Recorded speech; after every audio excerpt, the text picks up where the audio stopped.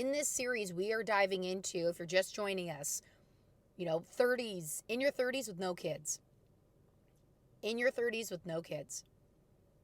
It's so funny to me when I get messages from people that literally are so, I look at them, I'm like, this is kind of egregious. And they're like, you're kind of getting old. Like, when are you going to start having children? And I look at that like, okay. There's a couple ways I can react to this if I choose. I could react to this being like, wow, that was so pig-headed, rude, and has no regards for feelings that I have whatsoever. I could look at it as, you're stuck in society's timeline. I could look at it as, this is all you've ever known.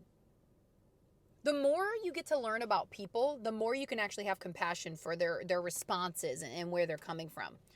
Now, it doesn't mean you gotta give them a pass.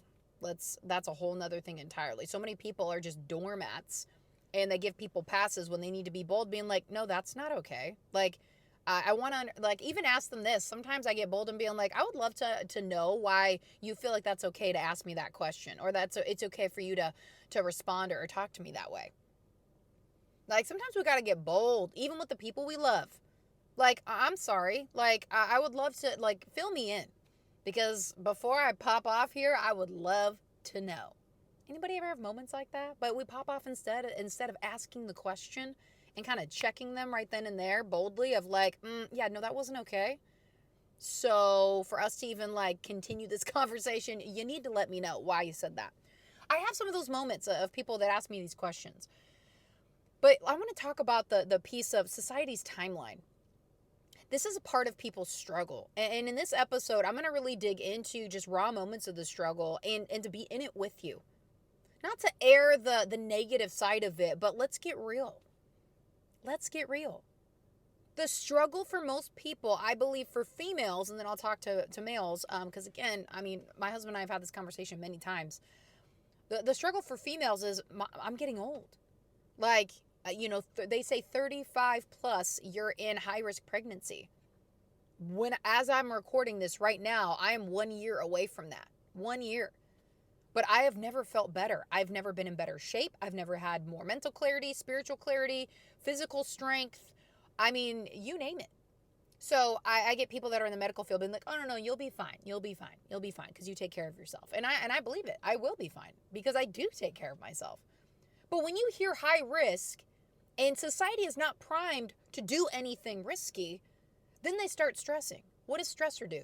What does stress do? It releases just yuck in the body. We're not going to get all medical and technical here. It just releases yuck. It releases toxins. It's a stressful environment for everything, right? And I talked about this on the earlier episode. So many women have stressed themselves so much that they can't get pregnant because of just how toxic that environment is. Their body's like, I can't build a human in these conditions.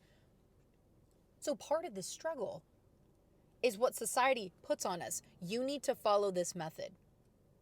Now, for those that have been following me long enough, I do the opposite. I do the opposite. I hear high risk. I'm like, great. Everything I do is pretty much risky. I married an entrepreneur. I married somebody who's completely opposite of me. I am an entrepreneur. What else? I feel like there's so many different things in my life. The way I think, the way I operate, what I do for a living, how I live my life is so risky to most people. And the reason I know I can say that confidently is because I hear people tell me, like, why do you put yourself through all that? Like, why do you put yourself through all that? Like, why don't you want to just kind of cruise a little bit? Because I'm about a lifestyle of growth mindset, 24/7. I don't want to stay stagnant. I never do. So most people aren't like me, and I'm fully aware of that. So when you say high risk to a woman that is approaching her mid-30s or even later than that, what do they think? Oh my gosh, like, they start freaking out. And I had those moments of like, when I was 32, 33, I'm like, okay, babe, like, clock's ticking. We got to get this moving here because we need to mitigate some risk, right? I mean, we're risky people, like in how we do things, because high risk, high reward, like we're about that. But with this, I'm like, yeah, no, I don't know. I'm not too sure. Because I was resting on my own strength. I was taking what society had told me as fact. Now, one thing that I've learned over the last couple years is that people will tell you what they want you to believe. You have to dig in and do things for yourself and bring God into the mix of it. Like, the government's not going to tell you, hey, go pray about it. See what the Lord tells you. Ha! Ha! Never. Never. And maybe you're watching this, you're like, Molly, I don't believe in God. Well, I'm so glad that you came here, because I know that deep down, you know that there's something so much bigger than you. There's a creator of all of this. You can't look around and see the blue sky, see the trees, see the mountains, see the plants, see the people, see just how things have been built and created, because the knowledge and the wisdom that people have received into how we've expanded society till now. And you cannot tell me that there's not a God. You can see him everywhere.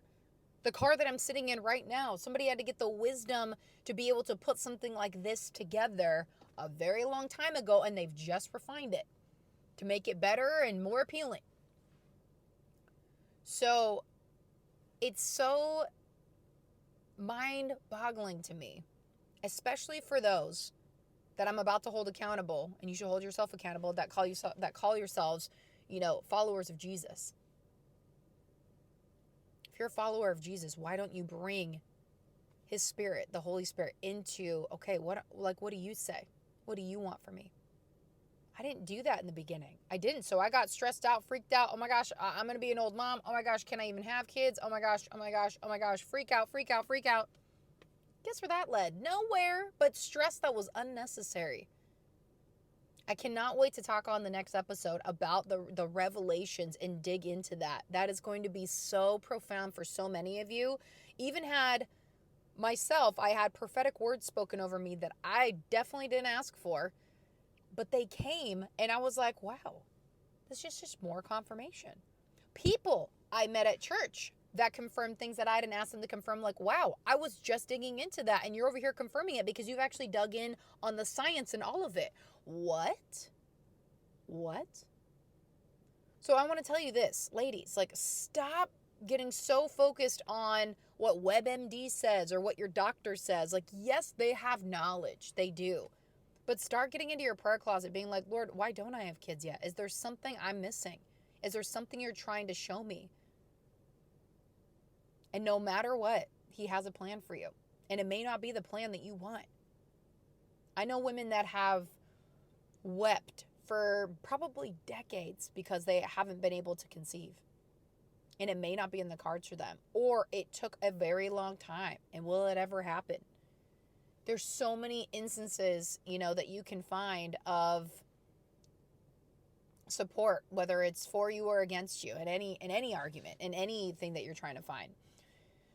But you have to really dig in and be like, Lord, what do you have for me? You did this for her, but what do you have for me? Society will try to fit you in that box, right? Here's the timeline. Here's when you need to have kids. This is when you need to have the home. This is when you need to retire. Oh my gosh. I love that I'm blowing that whole timeline up. Having kids about a decade later than society says, or maybe even longer. The retirement thing. I'm never going to retire. I'm never going to be like, oop, and I'm done working. I'm done. No, I have gifts. I'm a daughter of the king, and I'm going to keep working the land. I'm going to keep serving. I look at it as serving, not working. I absolutely love what I get to do, so it doesn't feel like work to me at all. It's just like, this is how I get to serve you. This is how I get paid. But it doesn't feel like work, like a job, clock in, clock out. That's the life that I chose for me. So you got to blow up society's timeline and be like, my timeline is different. Lord, what are you trying to show me? And I had to really dig in on that, because I'm like, I could sit here and complain and just be like, oh, Lord, this isn't happening. This isn't happening. But what is that going to do? And I know a lot of people do that. Stop. There's something that you're missing. There's something that you're not picking up, and you need to dig in on that. Now, for all my guys out there, it's I think it's more normal for guys to maybe want to get married later because they want to have things in line, things in order. Here's what I have learned about men when it comes to this subject, especially for my husband. But just even talking to other men, because I'm like, is this normal? Men are so fixated on, am I going to be a good enough father? Men are so fixated on, is there going to be enough money? Is there going to be enough this and that, the other thing? And noble, right? Very noble things. I'm glad that they're thinking about that. But men will have that stop them dead in their tracks, and you will be equipped for it when it happens. Or dig in on, how can I work on it now? How can I become the best father I can be, even though I'm not one now? Like, what can I do right now? How can I set myself up financially right now? What can I do to, bring in extra income? Or what can I do to, dot, dot, dot. But just know when it does happen, there will be provision. Now, one of the things that my husband and I decided to do, like, we could have been like, yes, let's get pregnant right away and have kids. Woo! That wouldn't have been the best situation for us. That would have caused a lot of stress. And I know that's why people wait. I know that's why a lot of men want to wait. Hey, look, let's wait till we're set up just a little bit differently, right? And that's smart. I'm not saying that that's a bad decision at all, but don't let it get you so caught up and hung up on, like, oh, we got to wait. Like, you could be 40, 50 years old and you're like, it's too late. Men, lean in on that.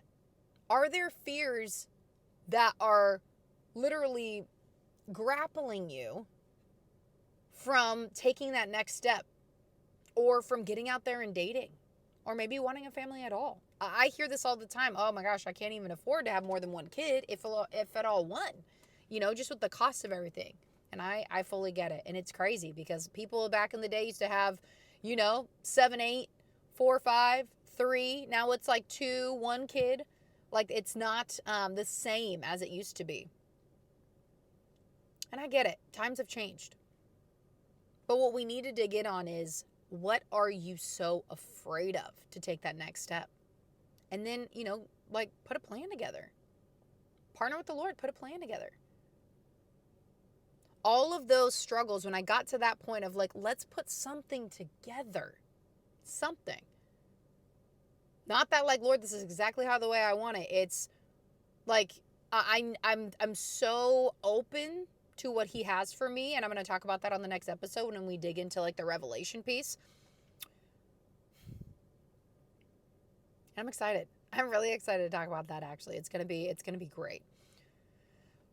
But it's not letting me sit in fear of, I'm getting old. I don't have enough money. I don't have this. I don't have you want to be married, you want to have the right person, and I know that takes time. I get it. I get that it takes time. But then also know that everybody's timeline is different. We get so caught up being like, well, this is what everybody else does, because that's all they've ever seen, all they've ever known. Imagine if there was something so different for you that could bring such a different outcome, a different environment to bring your family in. I know that's something that Johnny and I talk about all the time. The environment that our kids are going to be born into is going to be so wildly different if compared to if we were to get pregnant, a year after we got married. Or wildly different if I were to get pregnant by guys I was with before. I know I've shared, Johnny's not my first. Thank you, Jesus, that didn't happen. Thank you. Thank you, Lord. Thank you. So I get that the struggles are out there. I get it. But you need to have some accountability to your own self of okay, let me dig in. Let me dig in to see where I'm getting hung up on. Now, coming up on this next episode, we're going to be digging into just a lot more deeper stuff. When you dig in, you are going to find things that you probably wish you didn't. You're going to find maybe generational curses, strongholds. You're going to find just things that are going to pop up at you that are going to be like, wow, that is crazy. And guess what? Things follow through the bloodline. So if you don't break things off before your kids come, or break them off while they're little and show them different, guess what gets ingrained? The same thing. They're going to pick up and they're going to have the same thing. They're going to pick it up. May not look exactly the same, but it's going to be in there somewhere. So I just give you a little snippet of some of the stuff that we're going to talk about on the next episode, but it's the real stuff and something that I had no idea about. No one ever talked about this with me, ever. So really, this next one, this is the meat. So stay tuned. You are going to need to be strapped in for this ride. I'll tell you that right now. Thank you so much for taking the time to listen to this episode. It means the world to me that you would lean in, listen in, and be able to hear the value that's being shared on this show. Don't forget, if you love this episode, rate the show, leave me a review, be sure to share it with a friend, and don't forget to tag me on social media. I will definitely be giving you a shout out. Also, come say hi, drop in the DMs. I would love to be able to hear what stood out to you the most on the episode and if there's any topics that you would like to hear on the show. We'll see you next time.